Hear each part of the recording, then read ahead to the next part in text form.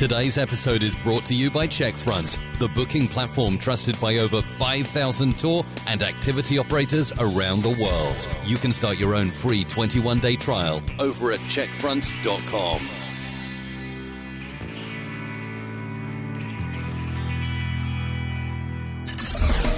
Welcome to the Tour Operator Startup Series on the Tourpreneur Podcast. Travel industry veteran Nikki Padilla-Rivera follows a tour operator startup on their journey from idea to execution to we don't know where. We hope it's to success, but you're going to have to listen in each month to find out. And now, welcome your host, Nikki Padilla-Rivera. Hey Tourpreneurs, this is the 5th episode of Tour Operators Startup, where we are following Ripley and Cedar from She Shapes History, and they are out of lockdown, which is very exciting news this month.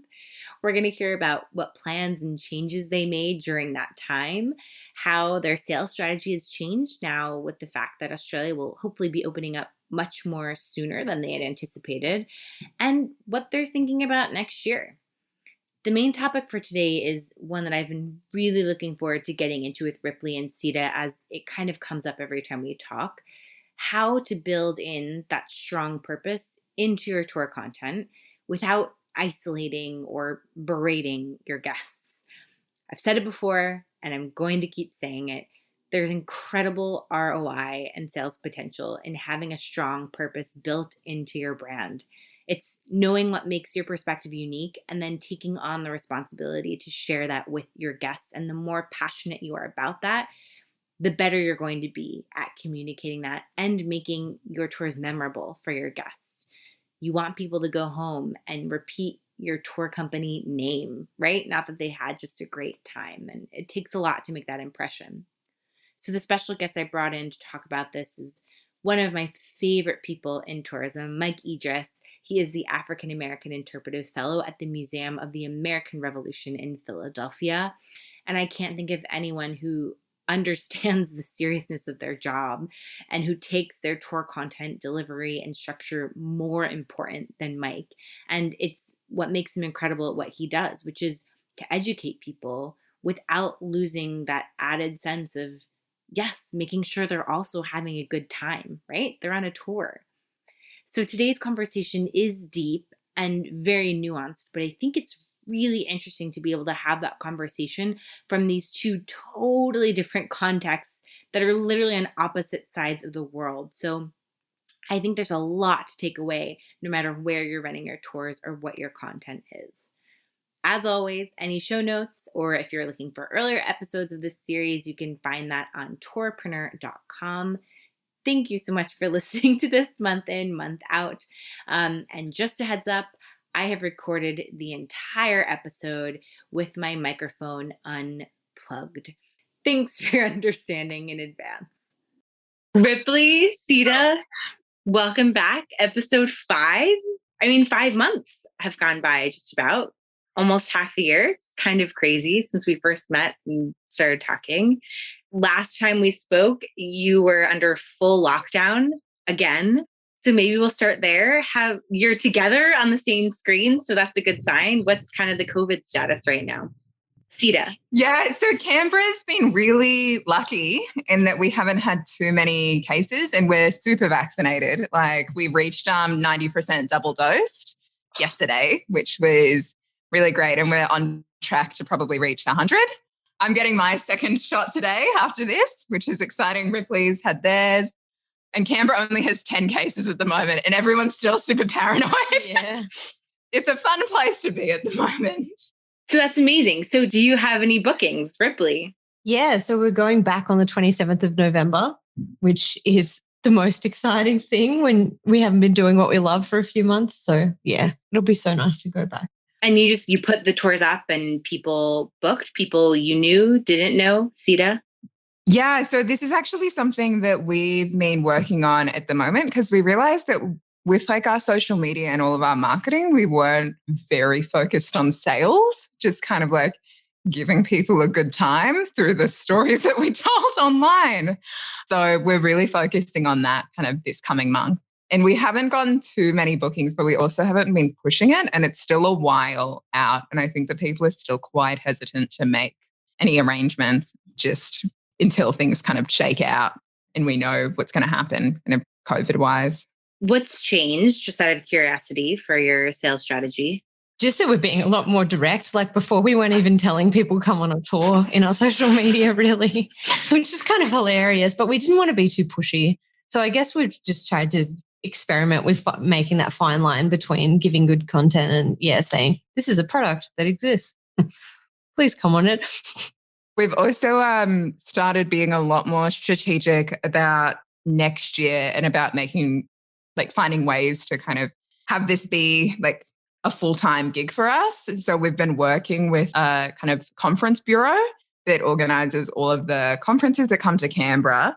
So we can kind of hopefully get corporate bookings through them. And we've also been working with one of our peak bodies here to get school students coming through our tours. So we've just been thinking a lot more, I think, this lockdown about, okay, how do we actually make this financially viable? Because public tours twice a week just are unfortunately not enough.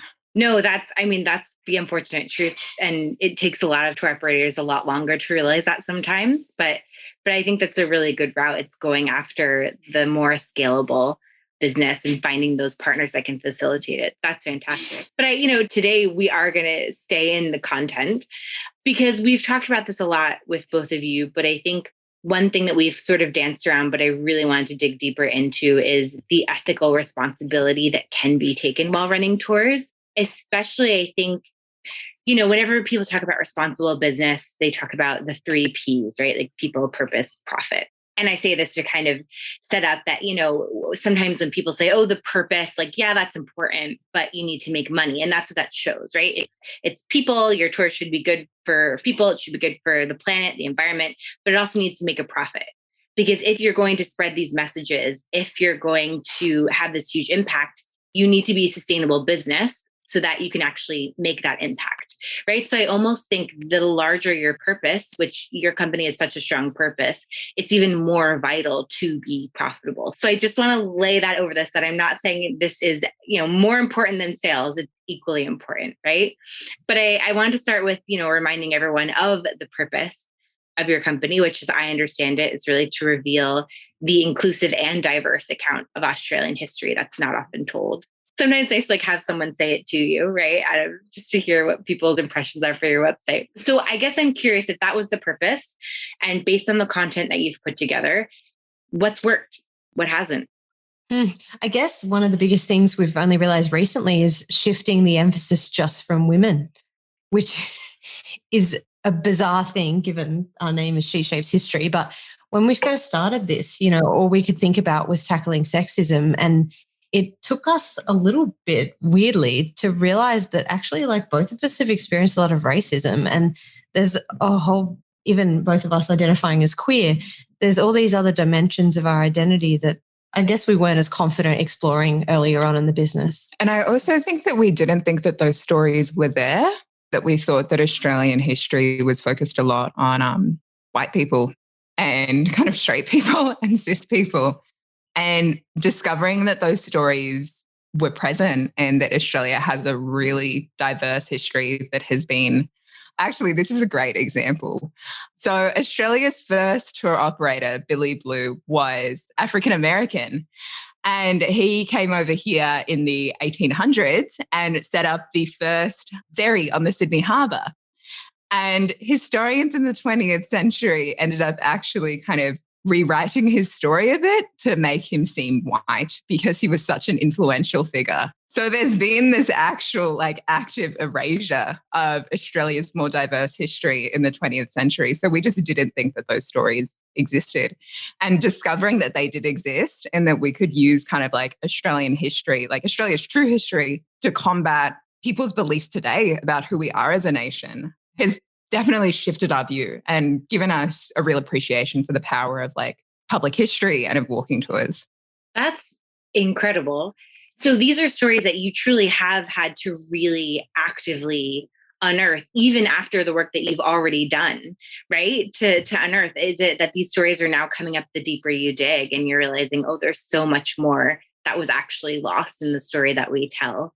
Yeah, I think it's kind of been a wonderful thing because it's like unearthing these other dimensions of storytelling and history that was so unexpected, really. And also incredibly validating. Like it makes you feel like you have more of a sense of belonging here, which is hopefully what we can impart to other people. Yeah, like one of the things that has probably been the weirdest twist for me personally for 2021 is actually feeling like proud of being an Australian and like becoming more patriotic as I've kind of discovered this history and realizing that Australia has this just really incredible multicultural history from like the very beginning. And that's my history. And it's made me feel a lot more Australian and a lot more comfortable. And I think that if I had known these stories when I was younger, Ripley and I have spoken about this. I think that both of us would have felt a lot more confident in being mixed race, in being queer, and also being an Australian. We're going to really deep into this, but I also kind of want to add in another layer of it before we do. Just of the tourism landscape in Australia, in Canberra. It's hard to make generalizations about the tourism industry, although it's easy to do that. What is sort of the landscape of the people running tours, the guides who give tours, and even, let's say, the stories that are told? Does that diversity already exist, or is it sort of this is going to be a little bit different? Look, I mean, we're new, so I feel like we can't confidently generalize about the whole field, but our sense is that there aren't many businesses who are very open and upfront about being minority identity businesses, and that is not the norm here. So, especially in Canberra, and we've noticed a lot of like businesses identify as queer friendly, but they rarely say if they're queer owned. We're really trying to make that distinction and have a clearer conversation about that because it is a very different thing. And I've actually noticed that on your website, I think, right, that it slowly evolved, as you said, almost from like focusing on women to even putting, right now, I think it is very front and center. This is a queer, gender diverse, people of color owned business. Was that a more recent addition, Cedar? Yeah, that was something that we, during lockdown, we had a long conversation about what we wanted our brand to be going forward before we kind of started really putting a lot of money into advertising and marketing. And we realized that one of our strengths was that we are giving a modern take on Australian history. And part of that is that you're hearing Australian history from the point of view of people who are queer and of people of color and gender diverse. And that is like a unique selling point. And we found that there are a lot of people, and like young people especially, we initially envisioned that our ideal customer would be like retired women in their 60s, and have been amazed at the people who actually engage with us and have been coming on tours and have been following us on social media are like women and men in their 20s and 30s. And for them, hearing about Australian history from people more diverse is a big selling point, and it gets them kind of excited to engage because they know that they're getting something different. So we've really started focusing on that and emphasizing our identities as part of our like marketing strategy because it's profitable. I also feel like it's more comfortable too, that we can be ourselves and we don't have to. I mean, personally, like I found it really difficult publicly identifying as a woman. So it's been really good to be able to be like, this is who I am. So for this, I've called in Mike Idriss. I first met Mike in his tour guiding days. He's one of the best tour guides. And if you know me, I do not give that compliment out, full stop. And Mike and I feel very fortunate to have spent many hours with him on the phone during the pandemic, talking about exactly this, the ethical responsibility of tours. What power do we have to tell these stories and change narratives through tours, but also what do we really need to be doing because we have this platform and, you know, the opportunity to educate people. So more importantly, Mike is really good at is how to do that effectively and safely.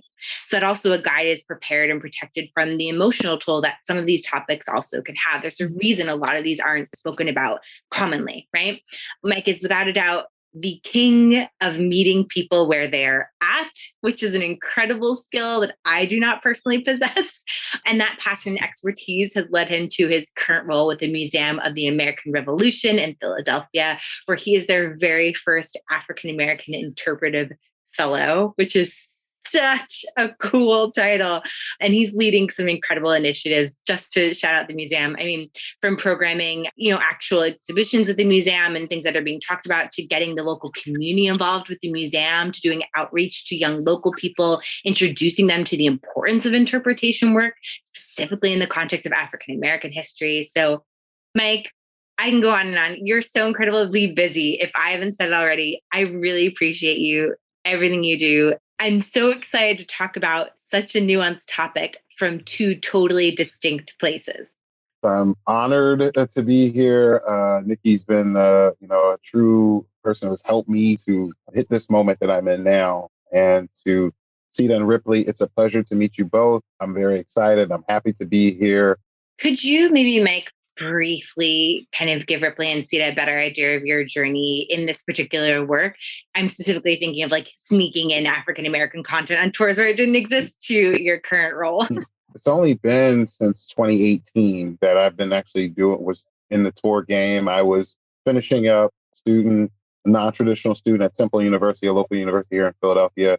And I wanted to dip my toe in the water in history. And I said, where can I sort of practice my craft? And I started as a tour guide for a local company. And we were set in what's called the historic district or old city in Philadelphia. So this is where most people who are looking to engage with founding American history, the Independence Hall, the Liberty Bell, they're there. As a tour guide, obviously I'm telling these very compelling stories, but I'm noticing that people of African descent aren't really connected with the tour content. And I wanted to find streams, and I would find little ways to drop lines or drop side stories of some of the spots that make it a little bit more inclusive. So that's really been my journey, is continuing to make sure that there is voices for those who don't necessarily have voices, primarily in historical spaces in Philadelphia. I'm going to start with a really big question, because this has come up with Ripley and Cedar, I think, before. When there is so much information to give, and when you are the one who has uncovered these amazing stories, it just feels so urgent. How do you figure out how to trim? For me, one of my favorite quotes of all time from the autobiography of Malcolm X is where Malcolm talks about knowledge and how it has to be doled out, like sugar, a spoonful at a time. If I were to give you an entire bowl of sugar, you dump it, it's going to overwhelm your system. It's too much. But if I'm able to give you the right nugget, the right kernel, that little bit of information that you have never heard or heard that perspective before, it's almost like holding up a piece of glass to the light and you get that cascade effect. That's essentially what I'm trying to do. It's a tour. I have a very limited time to impart information that will leave that moment. But where I choose to kind of bring that piece and how the run up to that and building a relationship with the group and trust. And it's really about seeing that relationship build over the course of the tour, that you're able to drop that nugget when it's necessary and see how it expands from there. Can you just give us an example of how you would drop that nugget, what that looks like? In Philadelphia, there's a great space. There's a space called Washington Square. Washington Square is one of the 5 squares of original Philadelphia that were in the plans of William Penn, the founder of Philadelphia. Well, the person who named Philadelphia, because Lenape indigenous were there for a long time before Penn ever got there. But when they named one of those squares, they named it Southeast Square. But over time, people of African ancestry, as people were brought into North America, into Philadelphia, it was an open part. And since people of African descent could not be buried, especially those who were enslaved, could not be buried where their masters were buried, they couldn't be buried in the same church grounds. They buried them in these potters' grave or these commoners' spaces. So this became sacred space. When I tell that story, I tell the layers of history that's in that part. So it's not just that particular story of people of African descent. It's soldiers who were buried there during the Revolutionary War. It was people who were buried there during Yellow Fever. In that stacking of those stories, that's where I get to pull up that morsel of, this is also where people who committed suicide, as well as people of African descent, were buried because they weren't considered connected with the church. And I might leave it there. So as we start walking to our next spot, that kernel is rolling around their head. And then maybe there's another space where then I can add another little nugget. And now you have these two stretches, and then people, what other things? So those are what fires up those questions. And that's all I want. I just want people to have to sit and think about somebody other than yourself. What were their experiences? And it's like a decanter with wine. You just want to let it breathe a little bit. And it's not about pounding information down, because that's not useful. Beat somebody over the head with information. It's about letting it sink in a little bit. When the information is a bit more politically charged, let's say, how do you kind of determine where people are at? When, especially on a walking tour, which is what we're mainly talking about now. You've just met them. You're just trying to get a sense of them. How can you kind of figure out how much you can expand their horizons, let's say? Well, this is why I think setting the table is so important. When you have that introductory with them, you are letting people know that we're going to talk about diverse issues. You put it in a way to let people know that there are things that you may know and there are things that you don't know or aren't going to know. And you might be hearing for the first time. And we're going to talk about many different people who have walked into a particular space. The key is to always remember agency. You want to give people voice who don't necessarily have voice to speak up. You are an ambassador. And by being an ambassador, you're also a conduit. You got to be able to sort of bend with people a little bit and understand that we've all been robbed of our history. I think that's one of the biggest notions, is that we've been robbed of our history and culture. Of course, it's been stolen. It's in museums. It's all over the world. But also, white people all over the world, they've often had their history contorted. So when you realize that, me growing up in Philadelphia, or my wife who grew up in a rural town in Wisconsin, or Cedar and Ripley, in Canberra, you see that we've all been sort of misled in some way. So let's unpack it. Let's do it together. I mean, this is where the hard work is. And one of the questions I wanted to ask related to that is, how much of yourself is important to put into this content? Because obviously personal stories, that's very relatable to people, but then how can you share your own history and perspective while still protecting yourself? Honestly, on tours, that's challenging, because I try not to make it about me as much as I can, because the hardest part, especially in history, period, is separating yourself and the emotions of the content that you're doing. And it's challenging, but I think it's crucially important that and this is why self-care is so important, because if you're not in the right headspace to be doing this work, I know without a doubt how damaging this work can be. There are people, especially historical interpreters, in spaces like these open air museums, and people touching you and touching your hair, and just sort of that feeling, especially people who are interpreting individuals who are enslaved. It is very, very, very challenging work. But in keeping your distance, I try to keep it to the period, whatever scale you're talking about. If you're talking about something that's more relatable as of today, then there are vignettes where you can share about your experiences in a broader sense. If somebody wants to know about my educational background, that's when I start asking questions back and forth. Like, tell me what your classroom looked like. What did you talk about when you talked about certain sections in history? Because that's when it becomes there's an exchange. You're learning about what my schoolroom looked like as a kid, and I'm learning about what your schoolroom looks like as a kid. Now we can both compare and contrast and say, hey, this is where we were similar and this is where we were different. And that is powerful, because now we're building a bond and we're building a relationship. And that's the way I think you talk about these challenging subjects. Because I know pockets of, especially here in the States, in white America, they don't talk politics. Like, you can go and they'll tell you, I don't talk politics. Well, it's like, now if you're coming on my tour, I'm not talking politics, but we're going to talk about the history of political events. And that's the difference. I'm not getting into a repartee between what I feel and what you feel. I'm telling you contextually what has happened and what have been talking. Yeah, that's super helpful. Our tour is just so politically charged. Oh my gosh. And there's a lot of denialism here as well, which is really tricky. And there's, a lot of fear and a lot of guilt, and, people aren't used to hearing from a different perspective necessarily here. It takes people by surprise. It's not the norm. And so that's a hard thing. That's a challenge for us. So that's really helpful. It was actually really interesting, because we had a conversation with a university yesterday who are looking at starting 2-week kind of military history tours in Canberra. So this is what one of Australia's biggest universities is now getting into, the tourism game. I think it's great. I love that, this is how universities in Australia are pivoting into tourism. But we were chatting with them and they were saying that one of their big fears is that someone will come on the tour, learn about their family's kind of like history, and then be really upset and realize that someone in their family has done something bad. And they were like, how do you deal with that? How do you kind of deal with people discovering something about themselves on a tour? And I'd love to hear your perspective on this, Michael.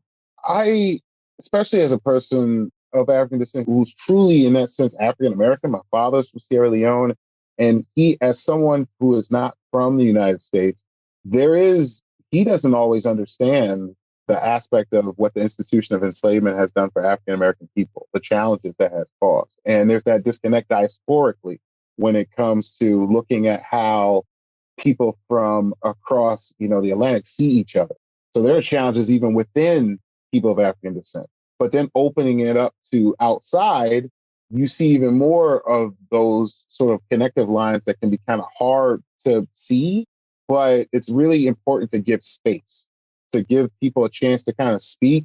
And sometimes there are things that I don't agree with, and I will push back, but do so in a way to kind of open up open dialogue so that we can continue to figure out what that point is. Because there are people who all the time just have no understanding of our cultural connections. And I don't always feel like it's like I can't carry water for them if they're not willing to take a drink. It's like, I'm not going to carry all this for you. Like, I need you to do some work to be able to kind of usher in this conversation a little bit as well. And some people disconnect. There are some people who this is too much for them. And that's the thing. It will short circuit individuals and you will see it. I've seen it and I'll look and I'll be like, oops, sorry, too real. Like it was just too real for them. But I think a lot of people want to know their family's history and a lot of them don't know how to unpack it. It's like, you're not responsible necessarily for what your ancestor did, but you should understand the privileges that have come from those connections. And you also need to understand that, society speaking, we need to do better by those that have been marginalized. So it's not about you going home and having a massive confrontation with your family because, hey, that's not healthy. That might not be the thing to do. There was this sort of notion when our former president that everybody go home and have these hard conversations with your family members. Well, guess what? That actually backfired, I think, in a lot of ways.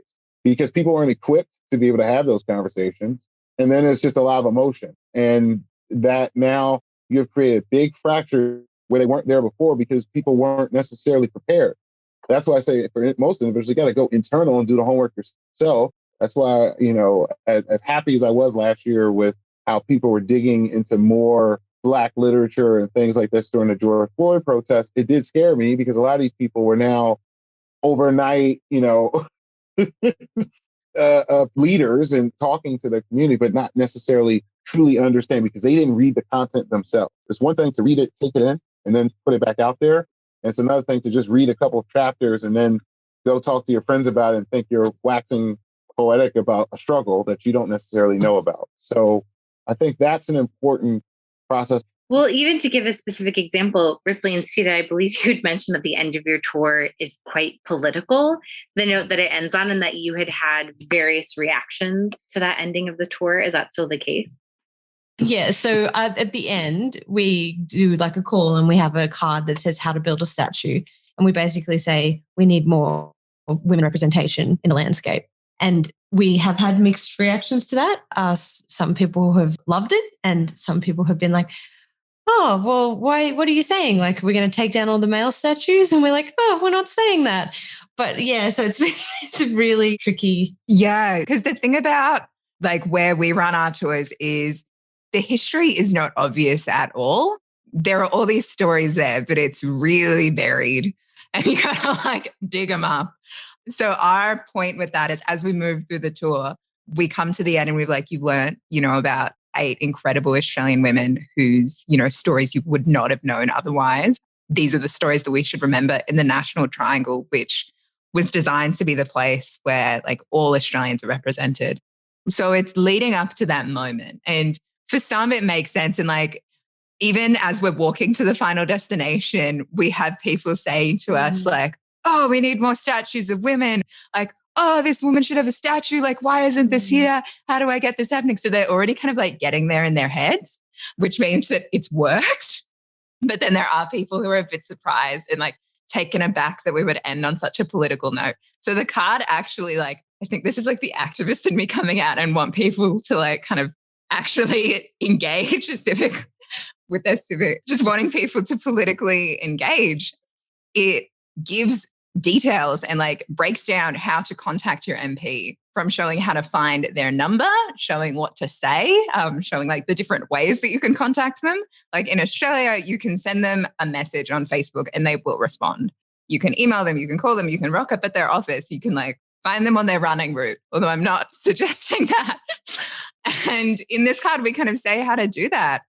So it is a really practical guide that we leave on, and a practical note saying like, you can use this to build a statue, or you can use this to like advocate for change in other ways, because like democracy happens when you show up. And that's kind of like the message that we leave on, that all of the women on the tour, like they showed up in different ways. So, and for most people, I think that it does end well. And it's also perhaps why in our like rebranding, we've really like foregrounded the fact that we do have a mission, like we do have an agenda, that we're not kind of here just to tell you unbiased, objective view of Australian history, because that doesn't exist. Like, we are giving you a really subjective take on Australian history. And as a result, we want you to take action. I love it. It's funny because the way people talk about things being political, like, is it political to tell people to participate in their democracy? Like, to be an engaged citizen? I just think there's a sort of dichotomy from that where, you know, it's one thing if I'm telling you to vote for a particular individual or something like that. But if it's just broad in the sense of participate, show up, be engaged, do what these other individuals have done, I don't see that as political. I see that as just my responsibility as a citizen of this country to be able to get people to join in. I really appreciate how you're doing that, especially when you're talking about contemporary issues. And that's one of the difference from what I do here or have done in Philadelphia is I'm talking about historical and find ways to bring it, shape it into today a bit, but it's also more on, I want people to understand that people who lived in the past met their world the way we meet ours today. I don't know what's going to happen 50 years from now. They didn't know what's going to happen 50 years from now. The technology that they had of their day was the best thing they ever saw. And they loved it. The same way I can hold up my iPhone and it's the technology that meets us to today. So I think it's important to have that sort of scope. And again, that's why I talk about expectations, letting people know this is what you're going to get. Now, if I'm doing my Black History tour that I'm doing, I'm different. My shape is different. I'm not working for a company. I'm speaking more for, you know, the culture that I'm connected with. But it's about me wanting to introduce and welcome you in. Every stop is the living room. Every stop is the front porch. Every stop is a stoop. And that's the pull, because you got people who have no connection to your culture. You want to bring them in. Say, you can't be me, but here's the insight. This is what you get when you spend your money with me, is you're going to get insight on something that you didn't know, you had no clue about.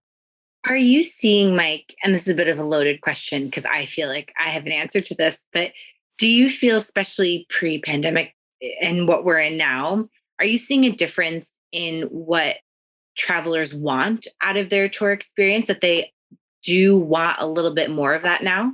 I recently went to Newport, Rhode Island with our team. We worked with bringing our replica of George Washington's camp tent to Newport Historical Society for a commemoration of when Washington met Rochambeau in Newport. And it was awesome. But the guests there just wanted to talk. They had been locked up for almost 2 years, and people circled back multiple times and wanted to see the tent again. And they just felt happy to be in conversation. So you had a lot of just folks that you're going to have to be a little bit more patient with them now, because they're probably kind of perseverating a little bit. Their engines are running and they just want to get things off their chest. But you do also see a lot of people who want to sit and take in information that they feel like that's been hid from them. And I think this is why we need to meet the moment right now and be those voices and not look around for somebody else to tell these stories. We have to be the ones doing it. Got a quick message from one of our sponsors, and then we'll get right back to today's show. Stay tuned. Do you spend many nights sitting at your desk trying to figure something out in your booking system to make it work better for your business? With Checkfront, you'll always have access to a friendly support team who's quick to reply with a step-by-step solution no matter what you need help with. Find out other ways Checkfront can make things easier for you at checkfront.com/tourpreneur. So, Ripley, Cedar, I'm so glad that we got to have this conversation with Mike. This could have gone on for much longer, I'm sure.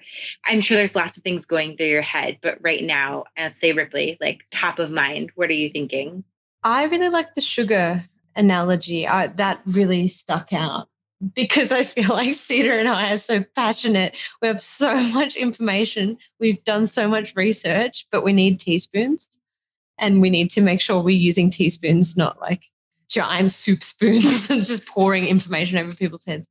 So that was a standout. Well, it was actually, we were talking about something similar on the phone yesterday and how doing our tours for an international audience, because with borders reopening much earlier than I expected, I was saying to everyone, you're not going to leave the country until like 2025. This is your home now. And then borders are reopening. And I've had like a few people text me, be like, Cedar, you are wrong. You don't understand science or our government. But how different the tour would be for tourists, like international tourists, because our tour is really working off the assumption that like people assume that Australian history is white. And what makes our tour so radical is we're saying like that's not the case. But if you're coming to Australia and you don't like have any idea about Australian history, and this is say like your orientation tour, then how would we like change things? How would we kind of have to change content to be a bit more like non-Australian friendly, which is something I don't think we've had to think about until now. Like what would a non-Australian audience look like? Which is exciting that we're able to do that. Yeah. But yeah, I also really loved what Mike was saying about the teaspoon of sugar, because I think that both of us tend to want to explain the why and the like why something is significant and why something is important. Like just saying kind of just giving that different history and saying like, oh, this like, you know, like Black women were present during the gold rush. Like that's more than enough. Yeah, you know? full stop. Yeah. It's really hard to do. And I think Mike brought up the great point of it's actually, you know, his job is just to plant the seed. And I think that's very hard to keep in mind when you are so passionate about getting the information across, but that actually is going to be the more effective way to do it in the end, right? Because I think if you do overwhelm people with information, they're actually not going to retain it. I mean, you're kind of having the same problem as I don't want to say the quote unquote old school tour guide, but the stereotypical tour guide, just giving fact after fact after fact. People don't retain that information, right? The human brain can only take in so much in a 3-hour tour or a multi-day tour. So I think that's such an important point. And just in terms of your best ability to get someone to retain something is to spoon it out in those smaller doses and to let them come to you with questions. And I imagine those are the really satisfying days where you get lots of questions. Yeah. And I kind of realized with talking to Michael just then that we really want to provoke thought. Like we don't want to do the thinking for people. And that's really important to work out techniques that facilitate that. Mm-hmm. Yeah. Yeah, especially because like you don't have that long to tell a story when you're a tour guide. Like you have to be really quick.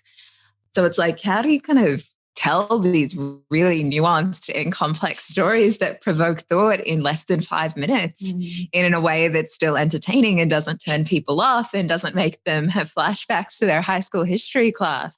Like there's a real art to it. And I think it's quite difficult. And it's something that we're still kind of figuring out because it's such a distinct art form and it's just such a distinct way of telling stories. I think that that's something that I've been coming to terms with more and more, that there's not really any other profession that you can compare it to in terms of how you're presenting information, because you're having to do it in such a quick but often nuanced way. It's incredibly difficult, and that's just not appreciated, I think, even in the industry level. And I will say the best tours I've gone on, and I don't say this to be haughty, but out of all the tours I've been on in my career, which are more than any one human should ever take in a lifetime, there are very few that are phenomenal. And it's not to say that the rest are bad. It's that only a few are above and beyond phenomenal, because it is so difficult. And that's the kind of thought process that these guides have, that they really are thinking about it as a craft and how to be effective storytellers, how to bring emotions up in people without the bad emotions coming up, right? How to still manage a tour and keep the flow. And when you go on a tour and that's well done, I don't think you could even measure the amount of ROI that has, in that is the tour that people remember. That is the tour, if done well, where people, and I think in your case, it's so perfect because the tour company name does connect with the content, but you want people to remember the name of your tour company. Because even if people have a great time, if they go home, they're like, oh, I took the best food tour in Taipei, that is useless to you. They could tell 1,001 people, but you can Google food tour Taipei and you're not going to find that company. You want to be so deliberate and so carefully put together and so well constructed, and the brand to be so strong of a presence that people are going to remember the name of your company. That's always sort of my measure of if a tour is well branded. And I think branding to me is this storytelling and the content that's getting across, or at least that's the branding that's going to be interesting. That's a really good point. We actually hadn't thought of that. This is great.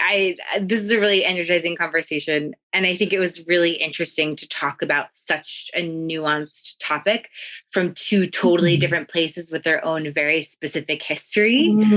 That's so interesting. Especially because, we each are in our own spheres and it's very hard to think outside of what we know. So to be able to have that conversation with two totally different spheres is really interesting.